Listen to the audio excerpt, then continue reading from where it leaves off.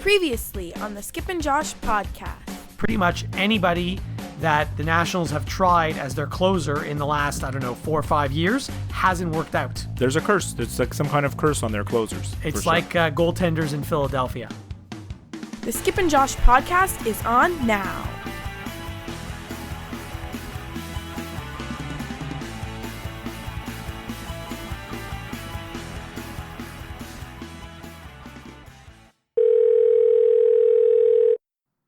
Hello? Skip, Hey, Cub. What's up? how are you?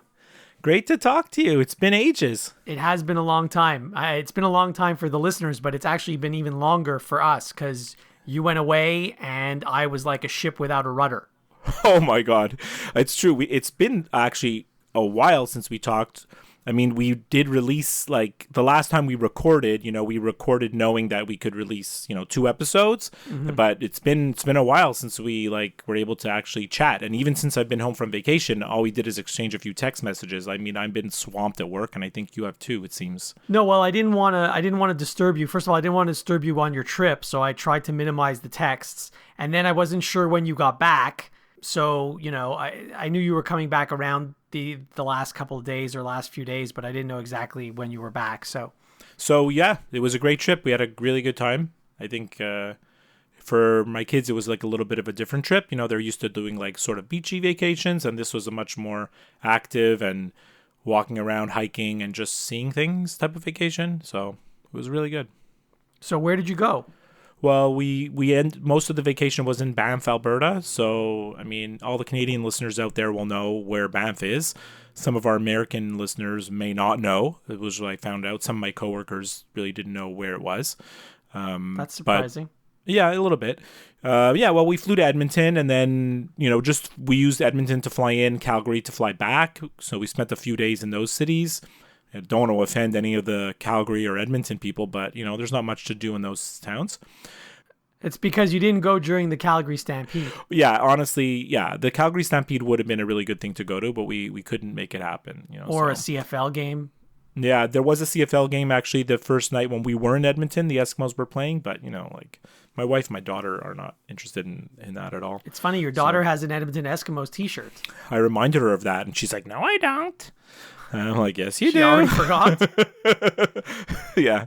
So, it was great. Banff, Alberta is just spectacular. Maybe I'll post some of my pictures on our website just to give people a taste of what it is. The stuff that I posted on Facebook, I've never had such strong reactions to Facebook photos with so many likes and so many comments just because the pictures are so spectacular. They don't even look real. Like, actually, someone commented on one of my pictures. They're like, it doesn't even look real. And I saw that one. It was one of the few times. It was one of the few times I actually logged on to Facebook. I saw that you liked one of my pictures. I was shocked.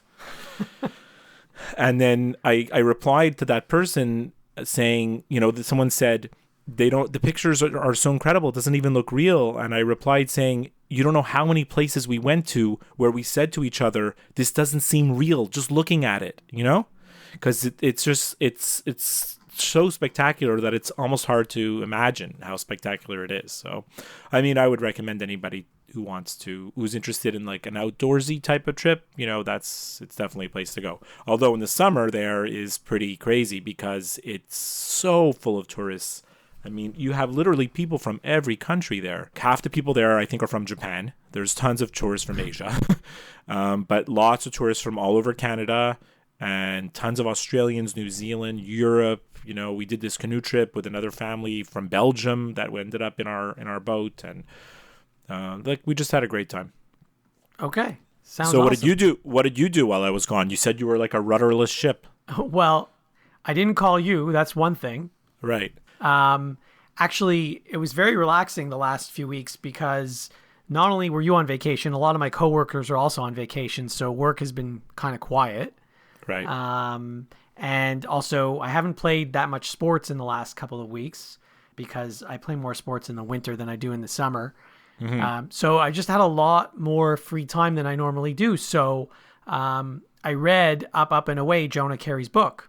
Oh, fantastic. You read the whole book. I read the whole book, actually, and so I'd like to talk about it for a little bit. That ball is up, and away! A home run for Gary Carter. Yeah. What's your review? How many stars? Well, out of what? Out of 5 or 10? 5. Yeah, out of 5?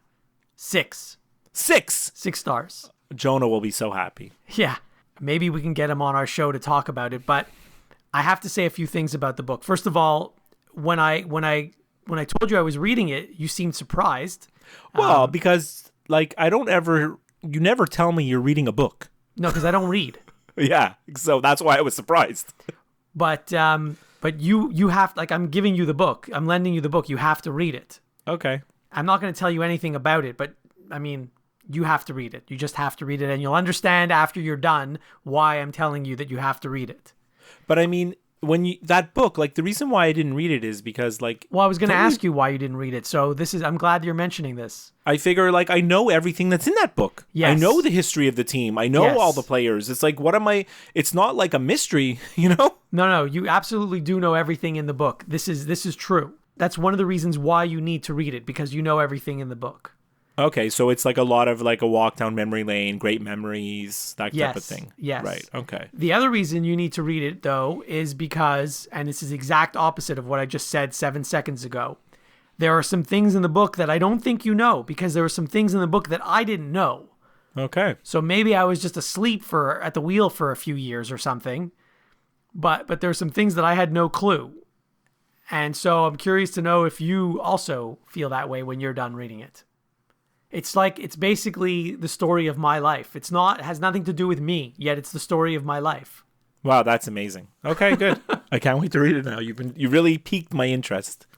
So, since we're talking about baseball, yeah, I need to correct some things that I said on our last episode or 2 episodes ago. Whoa. Nothing major. It was the Hall of Fame Cooperstown episode. Okay. So you know that one of the things that really irked me was the length of the speeches and the fact that, well, Tim Raines went last, and the fact that it went longer than it was supposed to go, and we got there really early, so we were waiting even longer. Right. And if you recall on our Cooperstown episode, we talked about how long each of the speakers spoke. Yeah. Well, I recorded the whole thing at home. Oh, God. Yeah. Okay. And then I went back to watch it. And I didn't watch the whole thing. Don't get me wrong. I wasn't going to sit through, 3 hours or whatever it was, more of that. Mm-hmm. But I need to clarify a few things.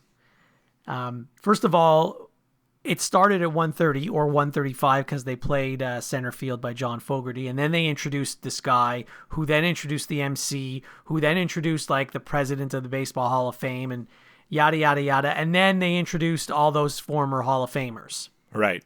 And I wasn't looking at my watch while we were there, but because I recorded it, and of course it's got timestamps on it, they didn't actually, the first inductee, John Schuerholz, do you want to guess what time he started speaking? Remember, it was supposed to start at 1:30, so yeah. You want to guess what time he started speaking? 2:00? No. It was 2:25. Yikes. So at that point... Well, it makes sense. There's 50 Hall of Famers. Right. Even if they spend only around 30 seconds, 20 to 30 seconds on each, which sometimes that's half an hour. Right. Yeah. So 2:25. Now remember, we got in there at noon, so we're now there 2 hours and 25 minutes, and we still haven't seen anything yet. Mm-hmm, mm-hmm. Anyway, then John Schuerholz, we weren't very kind to him, on our show. But he actually, of all the speakers, I think his was one of the shortest. It's incredible because I would have guessed that his was the longest. Right. So his was because it was the most boring. His was 16 minutes. Oh, that's nothing. Yeah, that's nothing. 16 minutes. Then the next guy, Bagwell, 24 minutes. Bagwell was 24 minutes. Mm-hmm. Then Selig went up, and he was 18 minutes. So Selig was rather short as well. And then Pudge went up, and his was the longest, 30 minutes. Wow. Well, it seemed or maybe 29 minutes and change. His seemed like the longest, yeah. Right. And of course, I don't know the length of Tim Raines' speech because my PVR cut off because I had set it to record till 4:30, and Raines only started talking at 4:30. Mm-hmm. And I tried to find the Tim Raines induction speech online, but I couldn't find it. Now, had I known that Raines was going last, I would never have arrived so early. yeah, I would have managed the whole day differently had I known the order and had I known that it was going to start so late and all that stuff. Yeah, But of course, anyhow, of course. Yeah. enough about that. Something else that we talked about, not on the same episode, but on our trade deadline, our baseball trade deadline episode. Yep. I was a little bit critical of the Houston Astros because they didn't make a big blockbuster move at the deadline. And then I thought about it, and I'm going to completely reverse what I said a few weeks ago, and I'll tell you why. So you think about it, they could go get Verlander because he's still available, and they could have gotten him a few weeks ago because he was available. And forget the fact that he had a bad start yesterday. That's not even, has nothing to do with what I'm about to say now. But the reason to make a move at the deadline is if you're on the bubble, or there's a team, or you're in first place, but there's a team breathing down your neck and you want to make sure that you make the playoffs. Right. The Astros are going to make the playoffs. There's no question about it. They don't need to worry about anything until October 1st. So really, if they make a deal, it's not the same as the Red Sox or the Yankees making a deal or the Cubs making a deal, who you don't know if they're really going to make the playoffs yet, for sure. Yeah. But then why did the Dodgers make a deal? Well, I'll get to that in a minute. But anyway, so the Astros don't need to worry about anything until October 1st. And let's say they go get Verlander. How many starts is he going to have in the postseason altogether if they go all the way to the World Series? It doesn't matter how many starts he has in the postseason. You've seen throughout history, if you have 2 starters or 3 starters, if Verlander catches fire and pitches well in the playoffs, he can pitch them all the way to a World Series. You've seen it before. Okay, but hold on. They're not gonna be in the wild card game, so they're gonna play the wild card winner. Right. And that's a best of 5. So Verlander's maybe gonna have 1 start in that series. I'm not saying that they should have made a move. I'm just saying one pitcher can win you the World Series. Okay, but hold on. So he'd have 1 start in that series. Let's say they win. Then they play in the ALCS. Yeah. He'll have at most 2 starts in that series. Yeah. And let's say they go to the World Series. Again, 2 starts. So we're talking about 5 starts. Maybe 6. Maybe 6. Yeah. That's assuming they go all the way to the World Series. Yeah. At the most. Yeah. So is it worth trading your top prospect, or prospects plural, for 6 starts? The Astros are not a team. They're not an organization. They're an organization that cherishes their youngsters. That's what they've built this team on. They're not in the frame of mind to start trading them away.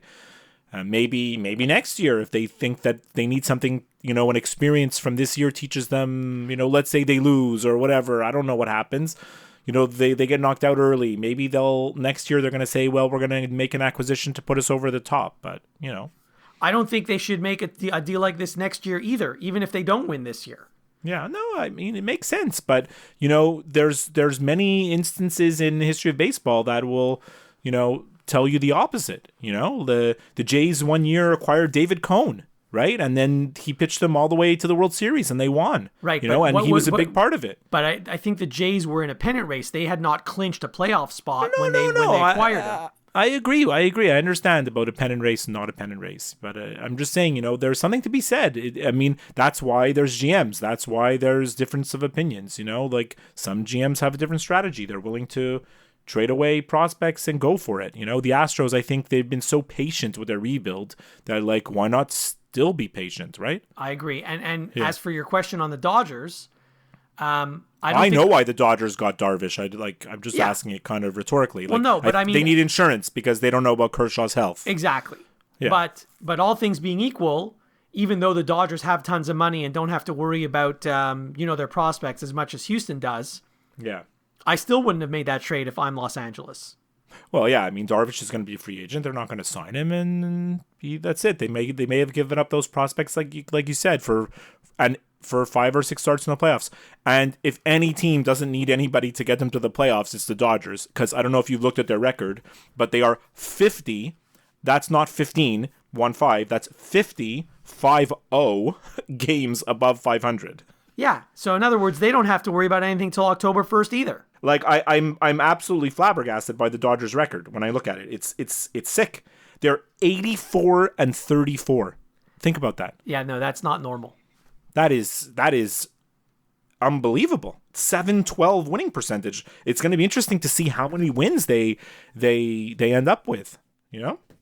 And then speaking of another flabbergasting stat in baseball, if I could just tell you one. Go ahead. Giancarlo Stanton. Like, what the hell is going on there? But despite how great a season Stanton is having, yeah, he is not worth the contract that he has. Well, I mean, look. Do you understand how much money that guy is going to be paid? It's hard to say a guy's not worth, because none of them are worth, right? No, but money is absurd. He's going to get, I think an average of $25 million a year for the next, 10 years? Yeah. Well, that's like what A-Rod got. I think this is more than what A-Rod got. Yeah? A-Rod was making, I think, 220. I think he had 250 divided by 10. Something like that. So I think Stanton's is higher then. Yeah. Well, I mean, it's later. It should be higher because, it's more recent, right? The numbers only go up, right? Right, but it's interesting. They placed Stanton on waivers, revocable waivers. I know. They're going to try to trade him. Nobody claimed him. You know what that tells me? They don't want his contract. Exactly. Yeah, no matter how good he is, right? Exactly. Well, look, because only a contender is going to take him, right? Right, but nobody claimed him. That's unheard of. Yeah, even the Yankees, I'm surprised, right? You have nothing to lose by claiming him because chances are the Marlins are going to take him off waivers if somebody claims him. No. A lot of times the way the waivers work in baseball is you put the guy on waivers, you see if someone bites, and then you take him off waivers, and then you go to that team and say, let's make a trade. I know you're interested. So in other words, right? any team could have claimed him, and they had nothing to lose because the chances are they weren't going to get him anyway, and yet nobody claimed him anyway, even with nothing to lose. But his stats, they're crazy. He has 44 homers. Of course they're crazy, but I mean, you've seen 44 homer seasons before. Yeah, of course. He's going to end up with over 50 in the high 50s. And, we've lived through the era of Barry Bonds and Sosa and Mark McGwire and 60 homers and 70 homers. But that's been a while. Time has passed, 50 homers in 2017 is a pretty good number, 55 homers or whatever he's going to hit. It's an excellent number. There's no question about it. I'm suspicious of steroids here. I'm going to raise my hand and tell you right now that I'm suspicious. You don't have to be, but I don't give any Major League Baseball player the benefit of the doubt. I don't want to be suspicious. I don't want to, right? Because if I'm suspicious, then it's like I have to be suspicious of everybody. Yeah, and I don't want to think. I don't want to think that. I want to believe. I want to believe the good. Okay. I want to believe that they're pure. Well, that's fine. Which is ridiculous. No, that's fine. Go ahead. Yeah, I know. I understand. Because I can't even get into the whole steroid era business. But you're right. Yeah. Since you brought up Stanton, we can't have a conversation about him without mentioning Aaron Judge. Sure. Yeah. And you notice how since the All-Star break, he's done nothing. Well, remember on our All-Star mid-season episode? I do. And I told you, Judge, there's a good chance that now that everybody's seen him, he's going to struggle because I didn't know how good of a hitter or how good of a hitter he wasn't. I told you, he has power. It's clear. Anybody that's the size of Aaron Judge is going to hit homers no matter what, right? We lived through the era of like Rob Deere, the guy hit 220 with 35 homers, right? Terrible glove. No, but you know what I mean? Like Phil Plantier, 220, 35 homers. Look, there's the Major League history is scattered with guys like this. There's tons of guys like this. There's no way that Aaron Judge is not going to hit homers. But whether he's actually going to be a good hitter, that's yet to be seen. And either maybe he's going through a slump, maybe he's just making adjustments, and I'm not a Yankees fan, but I wish the best to him, and I hope he can get out of it. I see he's hit a few homers here and there lately, but he's still not really hitting, But do you notice, and this isn't the first time, how many times have we seen a guy compete in the home run derby and have a terrible second half? Yeah, for sure. So I don't think it's a coincidence anymore because it's happened more than once. There's the theory that it messes up the guy's swings. Yeah. And you're going for the fences. I don't know. It's hard to say. These guys are professional athletes. They should know what they're doing, but Right, but I don't know. mean, so you saw it with Josh Hamilton years ago. You've seen it with Aaron Judge this year, and there's others who their names. I think I remember Bobby Abreu maybe hit like a bajillion home runs in the All-Star game, and then like he hit like one the rest of the season or Right. something. So if I'm a ball player and they ask me to be in the home run derby, which by the way that'll never happen, but if I was, I'm going to decline. Oh, yeah, but I mean, some of these guys, it's their dream to be in it. You know, they want to do it. Okay, well, you notice this year Bryce Harper declined. Yeah. And I think And then he part tripped of over first base and almost got out for the season. Right. That was actually, I saw that replay once, and then they kept showing it over and over again, and I couldn't watch. Like, it was so. But gruesome apparently that I he's going to couldn't be watch. okay. Yeah, I'm glad he's going to be okay, but it was too gruesome for me to look at. It reminded me a little bit of Moises Alou. Oh, well, that Moises Alou was worse because his ankle was facing the wrong direction. Yes, it was. Yeah. But getting But it back was to Bryce, because it was just a play at first base, like Yeah. literally tripping over the bag. He's such a klutz, Moises Alou. He always got into weird situations. But you know, the thing about Bryce Harper, his hair is unbelievable. His hair is unbelievable. And the reason I think he declined the home run derby was because next year it's in Washington. Oh, so he didn't want to like... I think that's why he declined it. But come on. no, I think that's why, because he wants to do it next year in his hometown. But I thought he's a free agent and he's going to sign with the Yankees. No, that's after next year. Okay, good. And I'm not the one who said he's going to sign with the Yankees. That's another radio talk show personality. Yeah, no, I that mean, we I know just of. said the Yankees because, you know, they have a history of signing everybody. They right? do. You could easily, actually, in 2017, it's more the Red Sox that are signing everybody, or the Dodgers. The Yankees kind of stopped doing that. Right. Yeah, Hi Surprisingly. there, Skip and Josh will be right back. To get in touch with them, you can send them an email to skipandjoshshow@gmail.com. You can follow them on Twitter @skipandjosh, and you can visit their website at www.skipandjosh.com. And now, back to the show. Our buddies from the Semi-Intellectual Musings podcast did an episode this week where they counted down top 5 weird categories. Mm-hmm. And they did their top 5 baseball movies each. So I emailed them our top 5 baseball movies each, just to see what they say. And actually, they replied today saying thank you. And I don't know if they'll say it on their show, but I think I can maybe post our top 5 baseball movies on our website, each of our lists. Okay, good. Yeah. What was interesting about your list and my list, we didn't talk about it No. beforehand, and there was only one of the top 5 that we had the same. Yeah, number 1. Yes, but still, like, you would think that we'd have 2, 3, maybe even 4 the same, but no, Yeah. only one of the top 5 were the same. But like, you know, when you look at like 6 to 10, like when you look at the top 10 of both our lists, there's a lot of similarities. True. You know, so You know, actually, we forgot to mention, we asked Matt and Phil how they came up with Matt and Phil instead of Phil and Matt. oh yes, they actually tweeted at me. Yeah, they tweeted at me at us, and asked like how we derived our name, because apparently they played a round of golf to see it would be Matt and Phil or Phil and Matt. Right. And interesting, so they, who don't do a sports show, used a sporting event to determine whose name would go first. Right. And we who do a sports show, we use science to determine how we would have. Well, I don't whose know name if we first. use science. Did we use science? No, I basically just said you can go first. No, well, like we said, we repeated it in our heads. Skip and Josh, Josh and Skip. Skip and Josh, Josh and Skip. And then like we both came to the realization that like Skip and Josh sounded better, right? Yeah. Yeah. And I asked my kids, I asked my wife, you asked some friends, and everybody kind of said, yeah, Skip and Josh. The other way sounds ridiculous. So that was the scientific method. There you go. Yeah. Yeah. Cool. Very cool.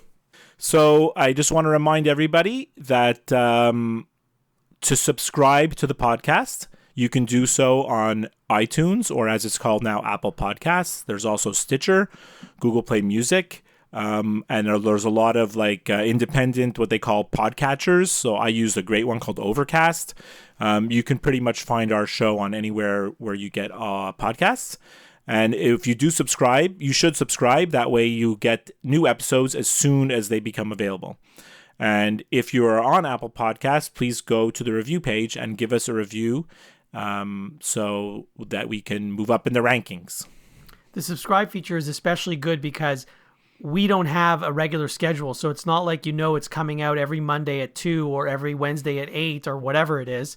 Right. We're very erratic for when we record and when we release episodes. Yeah, when you read articles that say like had a podcast, right? One of the top things they tell you is try to keep a schedule, have a consistent schedule. So when we were preparing this show, all those months ago, we were like, okay, we're going to keep a schedule.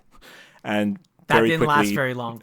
Well, look, like we've said from the beginning, we're just two normal guys, right? Normal? I have a job, you have a job, I have a family, like I travel for work, you're like, we have different things going on, so sometimes we can't keep a set schedule. Speaking of things going on, I have some visitors that are going to be staying with me this weekend.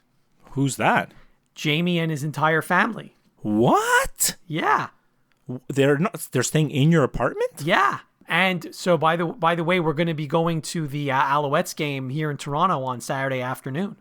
Alouettes? Yeah. Wow. Actually, Jamie's a CFL guy. He likes the Alouettes. Yeah. And his son has never been to a football game. Oh, he'll love it. Yeah. Yeah. Well, he's pretty little, no? He's 3 or 4, I think. Yeah, I don't think I took Matthew till he was a bit older. And Jamie's wife and daughter will be going to see the Wizard of Oz while we're at the football game. Oh, that's perfect. Yeah. The play, not the movie. Yeah. And then are you going to the Green Day concert? Green Day concert is Friday night. And you know who's opening for Green Day? Catfish and the Bottlemen. Yeah? Yeah, Catfish and the Bottlemen. I just couldn't remember their name. Yeah. For a second. So that's great. You're going to love that. They're going to play the song that I like from the FIFA 17 soundtrack. What's the song called? I have to look it up. I don't remember the name. Well, I'll try to write down the playlist. Okay. So we'll see if they play that one. Very cool. All right. Great talking to you, Cub. Yeah. And we'll speak to you next time. Okay. The Skip and Josh Sports Show is over now. Don't worry, there'll be another episode soon.